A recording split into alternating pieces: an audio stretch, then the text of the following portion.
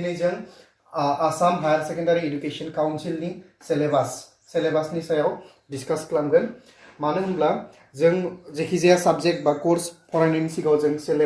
सिलेबासखौ मिथिनाया जोबोद गोनांथि सिलेबासखौ मिथियाब्ला जोंहा फरायनायाव एसे उसुबिदा जायो एखमब्ला थालांनो नागिरो बा गासै कोर्सआ जोबोर फास्ट जोबोर गिदिर कोर्स जों कोर्सखौ कमप्लिट खालामनायाव एसे उसुबिदा जायो मार्क्स डिस्ट्रिबिउशननि थाखायबो जोंहा गोनांथि बबे कुइसन बा बबे यूनिटनिफ्राय बबे कुइसन फैयो एग्जामाव बेखौ मिथिनायावबो जोंहा गोरलै जायो सिलेबासखौ जुदि मिथियोब्ला स' बेखायनो जों सिलेबासखौ जों गिबियाव नायग्रोनो सानदों आरो सिलेबासखौ जुदि जों मिथियाब्ला जोंहा दा नोंथांमोना सेकेन्ड इयाराव गाखोनो नागिरदों उथ्रिनो नागिरदों खिन्थु जोंहा बिजाबबो दा मोननाया एसे आंखाल जादों आं गाहायाव लिंक होनाय थागोन PDF file Assam higher secondary काउन्सिलनिफ्राय नोंथांमोना डाउनलड खालामनो हागोन दा जोंहा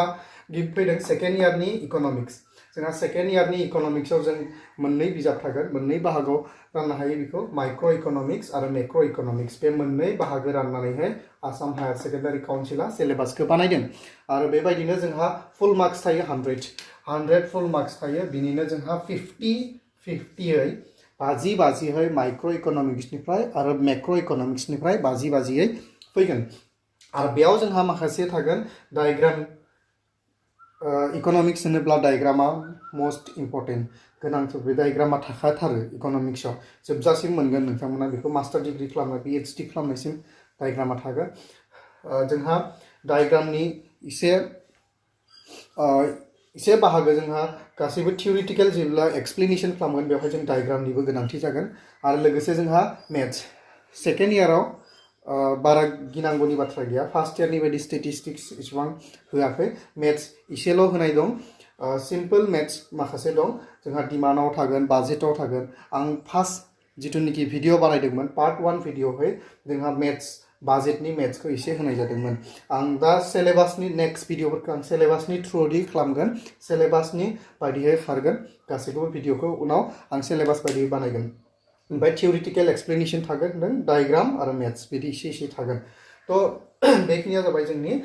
इक'नमिक्सनि मोननै बाहागो माइक्र' इक'नमिक्स आरो मेक्र' इक'नमिक्स दा बेबायदिनो माइक्र' इक'नमिक्सआव माखासे इउनिट्सबो दं 6टा इउनिट्स दं आं बेखौ गुबुन बिजाबाव बे इउनिट्सफोरा गुबुन बायदियै लिरनाय दं जोंहा आं बेखौ लिरदों आसाम हायर सेकेन्डारि एडुकेशन काउन्सिला बानायनाय लेखानिफ्राय लानाय जादों नोंथांमोना गुबुन जुदि रेफारेन्स बिजाब बायोब्ला रेफारेन्स बिजाबफोरावहाय बे इउनिट्सफोरखौ गुबुन थागोन मार्क्स डिस्ट्रिबिउशना गुबुन थागोन नाथाय आं बेखौ आसाम हायर सेकेन्डारि काउन्सिला बानायनाय बिजाबनिफ्राय लानाय जादों दा गिबियावनो होनदों इउनिट 1आव इन्ट्रडाक्शनखौ होनाय दं गिबियाव इन्ट्रडाक्शनाव मा थागोन इन्ट्रडाक्शनाव जोंहा बे माइक्र' इक'नमिक्सनि व्हाट इज माइक्र' इक'नमिक्स बेनि सिनायथि थागोन माइक्र' इक'नमिक्सनि सिनायथिखौ होनाय जागोन बेवहाय लोगोसे बेयाव सिम्पोल मोननैसो इक'नमिक्सजों लोब्बा थानाय मोननैसो आयदाखौ जों सावरायो बेवहाय जेनेबा मार्केट इक'नमि सेन्ट्रेल इक'नमि बा पजिटिभ नर्मेटिभ इक'नमिक्स बा what is micro' economics macro' इक'नमिक्सनि डिफारेन्स बेखिनिखौ इन्ट्रडाक्शनावहाय जों सिम्पलि सावरायनाय जायो आरो बेनिफ्राय बेवहाय जिथुनिखि कुइसन फैयो एग्जामाव जोबोर गोरलै कुइसन फैयो डाइरेक्ट कुइसन फैयो आरो बेनिफ्राय एखमब्ला 4 to 5 मार्क्सआलागै कुइसन फैयो एखमब्ला बे इउनिट 1 इन्ट्रडाक्शन चैप्टारनि इउनिट्सनिफ्राय बेनिफ्राय फैदों जोंहा इउनिट 2 आं दाखालि फार्स्ट जिथुनिखि भिडिअ हगारदोंमोन बे हगारनाय भिडिअआ बे इउनिट 2निफ्राय हगारदोंमोन आं बाजेट होननाय मोनसे आयदानिफ्राय हगारनाय जादोंमोन दा बे थियरि अफ कन्जुमार बिहेभियार होनोब्ला जों मा कन्जुमारनि बिहेभियार आखुनि सायाव सावरायगोन आरो कन्जुमारनि आखु होनोब्ला माखौ होनो बे मानसिनि केरेक्टारखौ बुंनाय जायाखै बेवहाय जे सासे कन्जुमार्सआ मार्केटाव बा इक'नमिक्सआव माबायदि बिहेभ गावनि आखुखौ दिन्थियो डिमान्डनि सायाव बाजेटनि सायाव बेखिनिखौ जों सावरायगोन बेयाव बाजेट थागोन डिमान्ड थागोन आरो मनोटनिक प्रिफारेन्स बिनि लुबैनाय इन्डिफारेन्स कार्भ फोरखौ बेवहाय जों सावरायनाय जागोन कन्जुमारनि लुबैनाया माबायदि प्रिफारेन्सआ माबायदि बाजेटआ माबायदि जायो बिनि डिमान्डआ माबायदि जायो बेफोरखौ सावरायनाय जागोन आरो बेयाव लोगोसे बेखौ बुंना दोनखानो नागिरदों आं बाजेटआव सिम्पलि एसे मेथ्स थायो गोरलै मेथ्स दाखालि मोनसे हगारबाय आं आरो एग्जाम्पल मोननैसो होबावगोन नेक्स्ट भिडिअ डिमान्डनि थायो डिमान्डआव एसे मेथ्स थागोन गोरलै मेथ्स थागोन थ' बेखायनो बेवहाय मार्क्स डिस्ट्रिबिउसनाबो एसे बुरजा जागोन 10 to 15 होननानै होनाय जादों आङो थ' एखमब्ला फैगोन 15हालागै नाथाय 15 फैया 15सिम इसिबां फैनायनि चान्सआ खम थायो स' ओंखायनो 10सिम नोंथांमोना फैथारगोना शियर जुदि लं कुइसन फैयो आं उनावहाय जोंनि कुइसन पेटार्ननि मार्क्सफोरखौबो उनाव दिन्थिगोन सेकेन्ड इयाराव माबायदि फैयो 2 मार्क्स फैयो 4 मार्क्स फैयो 6 मार्क्स फैयो मैक्सिमाम 6 मार्क्स लं थायो स' 6 मार्क्स जुदि लं फैयोब्ला जोंहा 10 to 15 फैनायनि चान्स जायो स' ओंखायनो आं 10 मिनिमाम 10खौ बुंनाय जादों बेवहाय स' नेक्स्ट फैदों जोंहा इउनिट 3 आवहाय जों प्रडाक्शन एन्ड कस्ट बे मोननै आयदानि सायाव सावरायगोन बेवहाय प्रडाक्शन माने दिहुननाय जोंहा प्रडाक्शन माबायदि जायो प्रडाक्शन माबायदि खालामनाय जायो प्रडाक्शनजों रिलेटेड जोंहा माखासे कुइसन थायो जेनेबा शर्ट रान लं रान प्रडाक्शन गुसुं समाव बा गोलाव समाव माबायदि प्रडाक्शन खालामो आरो प्रडाक्शन खालामनो थाखाय मा बुस्थुनि गोनांथि जायो बा प्रडाक्शनावहाय जोंहा माबायदि जायो एभारेज प्रडाक्शना जायो बा बेनि बेवहाय माखासे ल' दङ ल'खौ फरायगोन प्रडाक्शननि ल'फोरखौ आरो बे प्रडाक्शनाव गोनांथि जानाय कस्टनि बा खरस बे खरसफोरनि सायावहाय जोङो फरायगोन खरसा माबायदि जायो प्रडाक्शन मोनसे दिहुनथाइ खालामनो थांबा जोंहा माबायदि खरस गोनांथि जायो फेक्टराव माबायदि खरस जागोन भेरिएबल फेक्टर्सआव माबायदि खरस जागोन फिक्स केपिटेलाव माबायदि खरस जागोन बेफोरखौहाय जों फरायगोन बेवहाय खरसनि सायावहाय स' बेखौ आं सुंद'यै बुंदों उनाव जोंनि भिडिअफ्रा गोबां मोजाङै डिसकास खालामलांगोन थ' बे प्रडाक्शन आरो कस्ट होननाय मोनसे दिहुनथायावहाय थागोन आरो बेयावबो सिम्पल मोनसे टेबोलनि मेथ्स थायो प्रडाक्शनावहाय जोंहा बे टेबल मेथ्सफोराहाय बहुत इजि जास्ट जोंहा भेरिएबल कस्टआ मा टटेल कस्टआ मा माने टटेल कस्ट भेरिएबल कस्ट फिक्स कस्ट बेफोरबायदिनि सायाव बा टटेल प्रडाक्ट फिक्स टटेल प्रडाक्ट एभारेज प्रडाक्ट बेफोरबायदिनि सायावहाय जोङो माखासे बेसिक कनसेप्ट जिथुनिखि गोरलै बेसिक कनसेप्टनि सायावसो जों सिम्पल मोनसे बा मोननै मेथ्स थागोन कस्टनि सायाव स' बेखायनो बेयो लं कुइसन बेवहाय डायग्रामेटिकलि एक्सप्लेनेसनखौ नांगोन जोंहा प्रडाक्शनाव डायग्राम एक्सप्लेनखौ जोंहा फैयो स' बेखायनो बेखौ आं मिनिमाम फ्रम 10 to 15 होननानै हमना दोनदों बेवहाय लं कुइसन फैयोबा 15 to आलागै थांनायनि सम्भावनाया बांसिन थ' इउनिट 4 आव फैलायदों जोंहा इउनिट 4 बे इउनिट 4 आव जोङो theory of firm under perfect competitions आरो लोगोसे आं इउनिट 5 खौबो सरजाफानोसै बेयाव मार्केट इकुइलिब्रियाम दा आन्डार पारफेक्ट कम्पिटिशन माने जोंहा मा बे मार्केट बे चैप्टारा एक्चुअली मार्केटनि सायाव सावरायगोन इउनिट 4 आरो इउनिट 5 इउनिट 4 आरो इउनिट 5आ जोंहा मार्केट बाजार हाथाय बाजारनि सायाव सावरायगोन हाथाय बाजारनि सायाव सावरायनायावहाय जोंहा बेयाव माखासे फार्म FARM बे मोननै फार्म आरो फार्म मोनसे जाबाय आबादजों सोमोन्दो थानाय आरो मोनसे स्मल इन्डास्ट्रिफोरजों सोमोन्दो थानाय बे मोननै इन्डास्ट्रिफोरनि बा आबादजों लोगोसे सोमोन्दो थानाय मोननै हाथाय बाजार मार्केटखौबो सावरायगोन आरो आन्डार पारफेक्ट कम्पिटिशन बेखायनो होनदों बेवहाय जों मार्केटआवहाय गुबुन डिफारेन्ट टाइप्सफोर थायो बेलेग गुबुन बाहागोफोर थायो जेरै मोनसे होदों पारफेक्ट कम्पिटिशन मनोपली थागोन बेफोरबायदि गुबुन अलिगोपली मनोपली पारफेक्ट कम्पिटिशन मनोपलिस्टिक कम्पिटिशन्स बायदि मार्केटफोर थागोन आरो मार्केटफोरनि सायावहाय जोंहा माखासे कुइसन फैगोन आरो बेनि जों मार्केटनि इकुइलिब्रियाम बे इकुइलिब्रियाम माने जायखौ एसामिसाव फारखान्य होनना बुंदों माने इकुइलिब्रियाम माने जोंहा समानथाय बेलेन्स जानायखौ जों सावरायगोन जेने मार्केटाव बोरैहाय जोङो सासे कन्जुमार बा कास्टमार आरो सासे प्रडिउसार मोननैया समानथायखौ मोनो नर्मेल प्रफिटखौ मोनो प्रफिटाहाय नर्मेल जायो जेरावनाखि कास्टमारनिबो लस जाया आरो प्रडिउसारनिबो लस जाया बे इकुइलिब्रियाम कन्डिशनखौ जों सावरायगोन बे समानथायखौ जों सावरायगोन स' बेयो डायग्रामेटिकेलि बेवहाय डायग्रामेटिकेलि बहुत कुइसन फैयो कुइसना रिलेटेड टु डायग्रामेटिकेलि आरो टपिकआनो गासैबो डायग्राम एन्ड प्लास थिउरिटिकेलि जोंहा जायो स' ओंखायनो बेवहाय मेक्सिमाम कुइसन फैनायनि चान्स थायो एग्जामाव 5 to 12 5 to 12 आलिगे हमनाय दं मेक्सिमाम कुइसन्स फैगोन 5 to 12 मार्क्स ओके बेयो जाबाय एसे लं गिदिर चैप्टार बेनि उनाव फैदों यूनिट 6 लास्ट चैप्टार नन कम्पिटिटिव मार्केट बे जोंहा फिसा मोनसे यूनिट जोंहा नन कम्पिटिटिव मार्केटाहाय बेवहाय बारा कुइसन फैया इनिफ्राय एसेल' कुइसन फैगोन बेयाव माखासे बेबो मोनसे मार्केटनिनो बाहागो मा थाया कम्पिटिशन थाया बेवहाय बादायलायनाय थायिखो मार्केटनि बादायलायनाय गैयिखो जोङो बेयाव सावरायगोन कम्पिटिटिव माने पारफेक्ट कम्पिटिशन ओरैनो बेखायनो बुंदों जे मोनफ्रोमबो मार्केटा आथिखालावहाय बाजाराहाय कम्पिटिशन जायो मनोपलिस्टिक मार्केटाबो कम्पिटिशन जायो बादायलायनाय थायो मनोपलिस्टिकआ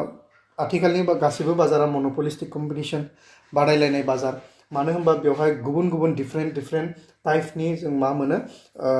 मुवा बेसाद मोननो हायो बाजारावहाय एग्जाम्पला मबाइल एग्जाम्पलाहाय डिफरेंट कम्पानिया डिफरेंट फार्मा बेलेग मबाइल दिहुनदों अप्पो दिहुनदों सैमसां दिहुनदों नकिया दिहुनदों जायनिखि बेवहाय खम बेसेनाव होनो हायो बेयो मार्केट लास्टिं खालामो आरो बे बुस्थुखौनो जों बेवहाय सावरायगोन बे एग्जाम्पलखौ लानानै जों बेयाव सावरायगोन जाय खम बेसेनाव होनो हायो मानसिफ्रा बे बुस्थुखौसो बायनो थाङो बेखौ कम्पिटिशन मार्केटाव जों सावरायगोन जे माबायदि राइभेल फार्मसफोरजों कम्पिटिशन जायो ओके स' बेखिनिया जाहैबाय जोंनि पार्ट 1 माइक्र' इक'नमिक्सनि इउनिट्सफोरा बेवहाय गुसुङै सावरायदों आरो नेक्स्ट जों सावरायगोन मैक्र' इक'नमिक्सनि पार्ट बी दानिया फैदों पार्ट बी आव जोंहा दं मैक्र' इक'नमिक्स बेवहायबो 50 मार्क्सनि कुइसनफोर फैगोन एग्जामावहाय दा मैक्र' इक'नमिक्सआव जोंहा यूनिट 1 आरो यूनिट 2 लोगोसे थाफायो बेवहाय यूनिट 1 आव इंट्रोडक्शन दं बेनि सिनायथिया जेरैबायदि माइक्र' इक'नमिक्सआव मोनदोंमोन जों सिनायथिखौ बेनि व्हाट इज मैक्र' इक'नमिक्स बेबायदि फैगोन बेयावबो बेजों लोगोसे दं नेशनल इनकाम एकाउंटिंग बे मोनसे चैप्टाराव जोबोर गिदिर आरो एसे फास्ट माने एसे बुजिनायाव क्रिटिकेलबो जायो बेयाव माखासे मेथ्सबो थाफादेरो नेशनल इनकाम एकाउंटिंग माने जोंनि हादरनि आय नेशनल इनकाम जोंनि हादरनि आयनि सायाव सावरायगोन बोरैहाय जोंनि हादरनि इनकामा जायो जोंनि हादरनि इनकामखौ बबेनिफ्राय फैयो माबायदि बाहायनाय जायो बबे सोर्सनिफ्राय मोननाय जायो बेफोर बाथ्राखौहाय बे नेशनल इनकाम एकाउंटिंआव सावरायनाय जायो थ' बेवहाय जोंहा आरो मोनसे बाथ्रा दंबावो सार्कुलार फ्लो अफ इनकाम बेखौबो जों बेयाव लाफानाय जायो जेरै इनकामा माबायदि फ्लो जायो सासे मानसिनिफ्राय लेबारनिफ्राय खामानि मावनायनिफ्राय केपिटेलिस्ट जायनिखि इन्डास्ट्रियेलिस्ट जाय मालिकनिसिम बोरै थाङो बेफोर बाथ्राखौ जों बेयाव गासैखौबो रायलायनाय जायो आरो जीडीपी रायलायगोन जोंनि हादरनि जीडीपीखौ ग्रस डमेस्टिक प्रडाक्ट जोंनि हादरनि न'खरनि आय प्रडाक्शनखौ दिहुनथाइखौ रायलायगोन ओमफ्राय जीएनपी एनएनपी बायदिखौ रायलायगोन बेवहाय नेशनल इनकाम एकाउंटिंआव स' बे मोननैया जाबाय जोंहा गिदिर फास्ट साबजेक्ट ओंखायनो एसे क्रिटिकेलबो स्टुडेन्टफोरा बुजिनायाव एसे गोबाव लायो बेखायनो बे मोननैखौ मोजाङै फरायनांगौ आरो जायनिफ्रायनोखि मेक्सिमाम मार्क्स जुदि मेथ्सबो थाफायो होमबा 10 निफ्राय 15 मार्क्सआलागै फैनायनि चान्सआ गोबां बे 2 नाम्बार यूनिटनिफ्राय यूनिट 2 निफ्राय इंट्रोडक्शनाव मोननैसोल' कुइसन फैयो बारा फैया बेनिफ्राय स' बे यूनिट 2 नेशनल इनकाम एकाउंटिंआ जोबोर इम्पर्टेन्ट मोनसे यूनिट बा टपिक दा फैदों यूनिट 3 मानि एन्ड बेंकिं बयबो जों मिथिखागौ मानि आरो बेंकिं जों क्लास 9 10 आवबो मोनबोखादों बेनि कनसेप्टखौ 9 10 आवबो दं मानि एन्ड बेंकिं आरो इजिएस्ट होनना बुंजायो बेवहाय एसे इजि बे पार्ट बी नि थाखाय इजि मोनसे यूनिट बेवहाय जों मानिनि फांशनफोरखौ फरायगोन केरेक्टारफोरखौ फरायगोन बेंकिंआव मा खालामो कमार्शियल बैंक दङ आरबिआई दं बिसोरनि फांशन रोल मा खालामो रिजार्व बेंकआ मा खामानि मावो फैसा बोरै जायो जोंनि मानि माल्टिप्लायर क्रेडिट क्रिएशन धार बोरै होनाय जायो बेफोर माखासेखौ मानि आरो बेंकिंआव सावरायगोन फैसाखौ जों बोरै इस्यु खालामनाय अथरिटिया सोरनियाव थायो ना बे कमार्शियेल बेंकफोरनि खामानिया मा लन होनाय खामानिया बोरै जायो डेप'जिट होनाया माबोरै जायो फैसा बेंकआव दोननाय मानसिनि लन होनाय बेफोर खामानिखौ बेफोर बाथ्राखौ जों मानि एन्ड बेंकिंआव सावरायगोन आरो लोगोसे बेयाव मानि माल्टिप्लायार बोरै जायो फैसाया जों बोरै माल्टिप्लाइ जालां माने क्रेडिट क्रिएशन खालामनायाव जों माल्टिप्लाइ बोरै जायो बेफोर बाथ्राखौ जों बेयाव रायलायगोन आरो बेयाव जुदि लं कुइसन फैयो प्राय फैबाय थायो बेंकिं मानि आरो बेंकिंनि 6 मार्कनि लं कुइसन फैबाय थायो मोनसे इयार नङाबा मोनसे इयारनि उनाव फैबाय थायो 6 मार्कनि जुदि बिदि फैयोबा 8 to 15 हालागै जोंहा बेवहाय मार्क्स फैनायनि चान्स दं दायो फैदो इउनिट 4 जेराव इनकाम डिटारमिनेशन होनदों इनकाम डिटारमिनेशन माने जोङो आया बोरैबायदि डिटारमाइन खालामनाय जायो बा बोरैबायदि डिस्ट्रिबिउशन खालामनाय जायो बा बबेनिफ्राय जोंहा इनकामाहाय फैयो इनभेस्टमेन्ट मोनसे सावरायगोन बेवहाय सेभिंखौ सावरायगोन जों इनकाम डिटारमिनेशनाव आरो मा होनगोन जों इमप्लयमेन्ट लेभेल माने इकुइलिब्रियाम इनकामा बोरै एमप्लयमेन्टनिफ्राय इकुइलिब्रियाम जानानै फैयो बे बाथ्राखौ जों बे इउनिट 4 आव रायलायगोन फुल एमप्लयमेन्ट लेभेलावहाय जों इकुइलिब्रियाम मोननायखौ फुल एमप्लयमेन्ट माने जोंहा जेबायदि खामानि गासैबो मोनसे खामानि मोननांगोन आरो फेक्टरफोरा मोजाङै बाहायजानांगोन बेफोरखौ एमप्लयमेन्ट होनना बुंदों बेयाव फेक्टर जोंहा जेरै सम्पद माखासे सम्पदफोरा बाहायजानांगोन आरो सम्पदनिफ्राय मानसियाबो सम्पदाव गोलैयो आरो बेबायदिनो र' मेटेरियल्स दं फेक्टर्स दं बेफोरो जानानैहाय बेयाव इनकामखौ बोरै जोंहा डिटारमाइन खालामनो हायो इनकाम लेभेला बोरै फैयो इनभेस्टमेन्ट खालामना बोरै इनकाम जायो सेभिं खालामना बोरै इनकाम जायो बेयाव एक्स एन्टि इनभेस्टमेन्ट एक्सप'ज इनभेस्टमेन्ट बेफोरबायदि बाथ्राखौ जों बेयाव रायलायगोन स' बेबो एसे गोब्राब बेयावबो मोननैसो मेथ्स दङ नेशनेल इनकामाव जेरै मेथ्स दं बेयावबो मोननैसो मेथ्स दं किसुमान इजिबो दं आरो माखासे गोराबो दं स' बे जुदि लं कुइसन थायाबा मिनिमाम 12 मार्क्स फैनायनि चान्स दं मिनिमाम 12 मार्क्स फैनायनि अके दा नेक्स्ट फैदों इउनिट नम्बर 5 इउनिट 5 आव दं जोंहा गभर्नमेन्ट बाजेट माइक्र' इकनमिकआव जिबायदि बाजेट दंमोन बेयाव बे बाजेटआ सेम नङा बे government budget and the economy government budget and the economy means मा होनगोन जोंहा सरकारनि बाजेटआ बोरै जायो सरकारा बाजेट बोरै बानायो ना आरो बबेनिफ्राय फैयो रेभिनिउ रिसिप्टआ बबेनिफ्राय जायो सरकारा बोरै मोनो केपिटेल रिसिप्टआ बबे सरकारनि बाजेट एक्सपेन्डिचारा माने जायो सरकारा बे बाजेटखिनि थानायखौ रेभिनिउ मोननायखौ खरस माबायदि खालामो एक्सपेन्डिचार बेफोर गासैखौबो बेयाव जों रायलायगोन बेनि बाजेटनि कम्पनेन्ट्स माखासे दं बेबो इजि साबजेक्ट नैबे 3 जों आरो 5 जों इजि साबजेक्ट मार्क केरि खालामनो बे पार्ट बी मैक्रो इकनमिक्सआव बे मोननैया इजि साबजेक्ट जायो जायनिखि जुदि लं कुइसन एसे खमानो फैयो स' आं ओंखायनो 8 निफ्राय 15 ब्लाबो 8 निफ्राय 10 हमना लायो मार्क्स फैनायाहाय बेयाव लं कुइसन एसे खम फैबाबो कम्पनेन्ट्स बायदि फैगोन डाइरेक्ट कुइसनानो थायो बेवहाय डाइरेक्ट कुइसन फैयो बेयाव ओके नेक्स्ट लास्टआ जोंहा जादों इउनिट 6 अपेन इकनमि होननाय दं आं सिगाङावनो बुंखादों नोंथांमोननो जे बे इउनिटफोरखौ आङो आसाम हायर सेकेन्डारि एडुकेशन काउन्सिलनि लेखानिफ्राय लानाय जादों बेखायनो बेखौ आङो गुबुन बिजाबनि बायदि लानाय जायाखै हयथ' मिलायनायाव एसे गोब्राब मोननो हागौ नाथाय बेफोर गासैबो गुबुन बिजाबावबो एखेहैनो दं मिलायनायाव एसे बेलेग जानो हागौ इउनिटफोरा खम बारा बबेबा बेबायदि थानो हागौ रेफारेन्स बिजाबफोरा ओके नेक्स्ट बे मा अपेन इकनमि माने जोङो बेवहाय जोंनि इन्डियानि इकनमिखौल' सावराया जोङो इन्डियाजों रिलेटेड थानाय बेलेग कान्ट्रि बा बेलेग हादरफोरजों रिलेटेड थानाय जोंनि इकनमिखौ सावरायगोन जेनेबा बेलेन्स अफ पेमेन्ट BOP जायखौ बेलेन्स अफ पेमेन्ट होनना बुंनाय जादों जोंनि ट्रेड जोंनिफ्राय इनकामा बाहेरायाव थांनाय बाहेरनि इनकाम जोंनियाव फैनाय बिनि इकुवेल समानथायखौ सावरायगोन बा एक्सचेन्जखौ सावरायगोन जों मानि एक्सचेन्ज कारेन्सि जोंनि फैसाया बेलेग माबायदि कारेन्ट एक्सचेन्ज जायो डलारा बोरै एक्सचेन्ज जायो इन्डियान रुपिसाव बेफोर गासैखौबो जों बेयाव सावरायगोन स' बेयावबो जुदि लं कुइसन थायोबा आं 14 हालागै हमनाय दं थेवबो 7 to 10 खौहाय हमना दोननो हायो बे कुइसनाव स' बे गासैबो जाबाय जोंनि syllabus Assam higher secondary education काउन्सिला होनाय सेकेन्ड इयार 12 थाखोनि थाखाय इक'नमिक्सनि सिलेबास माइक्र' आरो मेक्र' इक'नमिक्सनि स' आसा खालामो नोंथांमोना बेखौ फल' खालामनानैहाय बाखि भिडिअफोरखौ मोजाङै नायगोन गासैखौबो आं फारि फारि होलांगोन सिलेबास बायदि